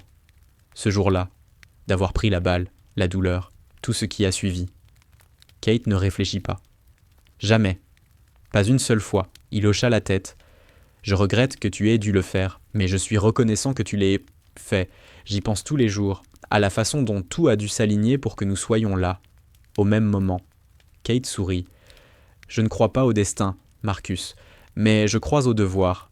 Et ce jour-là, mon devoir était clair. Le soleil disparut derrière les montagnes, peignant le monde d'or et de violet. 2 guerriers, 2 générations, liés par un instant qui avait tout changé. Kate, tenant la lettre de Ryan, Marcus, portant son tatouage, le groupe sanguin de Kate, la date, Semper Fi. La dernière pensée de Kate fut simple. Ryan lui avait demandé de continuer à courir vers le danger. Elle l'avait fait. Elle continuerait. Parce que les guerriers ne prennent jamais vraiment leur retraite, ils trouvent simplement de nouveaux combats, de nouvelles personnes à protéger, de nouvelles façons de servir. L'uniforme ne fait pas le marine. Le choix, si. Et Kate Morrison choisit le service chaque jour pour le reste de sa vie.